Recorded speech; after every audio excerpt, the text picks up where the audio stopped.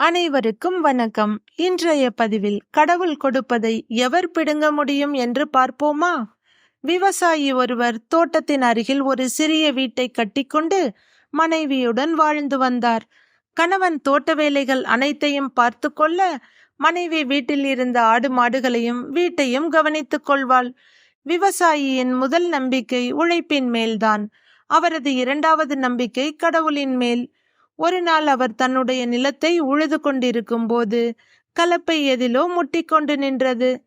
தோட்டத்திலே இவ்வளவு பெரிய கல் வருவதற்கு வாய்ப்பே இல்லையே என்று கலப்பையை அந்த இடத்திலேயே விட்டுவிட்டு அது முட்டிக்கொண்டு நின்ற இடத்தை வந்து தோண்டி பார்த்தார்.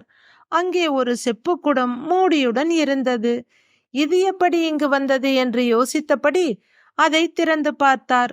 முழுவதும் தங்க காசுகளால் நிரப்பப்பட்டு இருந்தது. அதை பார்த்த விவசாயியின் பார்வையில் எந்த மாற்றமும் இல்லை. அந்த செப்பு குடத்தை இன்னும் சற்று ஆழமாக அந்த இடத்திலேயே புதைத்துவிட்டு தன்னுடைய வேலையை தொடர ஆரம்பித்தார். வேலைகளை முடித்துவிட்டு மாடுகளை பட்டியில் கட்டியவர் குளித்து முடித்து கடவுளை வணங்கினார். பின்பு தன் மனைவி கொடுத்த இரவு உணவை சாப்பிடும்போது அன்று தோட்டத்தில் நடந்ததை கூறினார். இதை கேட்ட அவருடைய மனைவி வியந்து போனாள். நமக்கு ஏதாவது கொடுக்க வேண்டும் என்றால் அதை கடவுள்தான் கொடுக்க வேண்டும். மற்றவர்கள் கொடுத்தால் அது நிலைக்காது என்பீர்களே. கடவுளாக கொடுத்த தங்க காசுகளை இப்படி விட்டு வருவீர்களா? அதை ஏன் வீட்டுக்கு எடுத்து வரவில்லை என்று கேட்டாள். அதற்கு விவசாயியும், கடவுள் கொடுப்பதாக இருந்தால் நம் வாசலில் வந்து கொடுத்திருப்பார். ஆகவே அது நமக்கானது அல்ல என்று நினைக்கிறேன் என்று சொல்லிக் கொண்டிருந்தார். அப்போது கொள்ளைக்கு சென்ற திருடர்கள் வெறும் கையோடு அந்த வழியாக திரும்பிக் கொண்டிருந்தனர். விவசாயியும் அவர் மனைவியும் பேசுவதை கேட்டு அப்படியே நின்றவர்கள் அவர்கள் சம்பாஷணை முழுவதையும் கேட்டுவிட்டனர். உடனே அந்த இரு திருடர்களும், இன்று நமக்கு கொள்ளையடிக்க சென்ற இடத்தில் எதுவும் கிடைக்கவில்லை. ஆனால் இந்த விவசாயியின் நிலத்தில் கடவுள் நமக்காக மிகப்பெரிய பொக்கிஷத்தை வைத்திருக்கிறார் என்று சொல்லியபடி நேராக தோட்டத்துக்கு சென்றனர். விவசாயி சொன்ன இடத்தை தோண்டி அந்த செப்பு குடத்தை தங்களுடன் எடுத்து சென்று விட்டனர். தங்கள் மறைவிடத்துக்கு சென்றவர்கள் தங்களுக்கு மிகப்பெரிய புதையல் கிடைத்ததை கொண்டாட நிறைய மது அருந்தினர். மதுவின் மயக்கத்தால் அப்படியே உறங்கி போனார்கள். காலையில் எழுந்து அந்த குடத்தை திறந்து பார்த்தபோது உள்ளே தேளும் பாம்புகளும் இருந்தன. அதை கண்ட திருடர்கள் அதிர்ந்து போனார்கள். அவர்களுக்கு விவசாயியின் மேல் பயங்கரமாக கோபம் வந்தது. ஆனால் பகல் நேரத்தில் வெளியே போக முடியாதே. பல்லை கடித்து கொண்டு இரவுக்காக பொறுத்து இருந்தார்கள். இன்றும் தன்னுடைய வயல் வேலைகளை முடித்துவிட்டு வீட்டுக்கு வந்தார் விவசாயி. எந்த சலனமும் இல்லாமல் செப்பு குடத்தை தோட்டத்தில் இருந்து காணவில்லை என்று மனைவியிடம் சொன்னார்.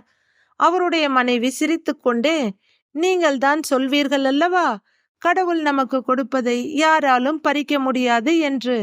அது நமக்கானது அல்ல போல இருக்கிறது என்று அந்த பெண் தன் கணவனிடம் கூற, மிகவும் சரியாக சொன்னாய் என்று சொல்லிவிட்டு உணவருந்த தொடங்கினார். வீட்டுக்கு வெளியே நின்று இருந்த திருடர்கள், இந்த தம்பதியர் விளையாட்டு காட்டுகிறார்களா, இவர்களுக்கு நல்ல பாடம் கற்பிக்க வேண்டும் என்று எண்ணினர். செப்பு குடத்தை மறுபடியும் அதே இடத்தில் கொண்டு போய் புதைத்து வைத்தனர். இன்று தோட்டத்துக்கு செல்லும் விவசாயி கடிபட்டு சாகட்டும் என்று எண்ணினர். மறுநாள் இரவு விவசாயிக்கு என்ன நடந்தது என்பதை அறிந்து கொள்ள மிகவும் ஆவலாக அவர்கள் வீட்டுக்கு பின்புறம் வந்து ஒளிந்து கொண்டிருந்தனர் திருடர்கள். விவசாயி வழக்கம் போல தன்னுடைய வேலைகளை முடித்தவர் மாட்டை தொழுவத்தில் கட்டிவிட்டு தன் நித்திய கடமைகளை முடித்துவிட்டு உணவருந்த வந்தார். இன்றும் உணவை சாப்பிட ஆரம்பித்தவர், செப்புக்குடம் மீண்டும் அதே இடத்திலேயே இருக்கிறது என்று மனைவியிடம் கூறினார். இதை கேட்ட மனைவி சிரிக்க ஆரம்பித்தாள்.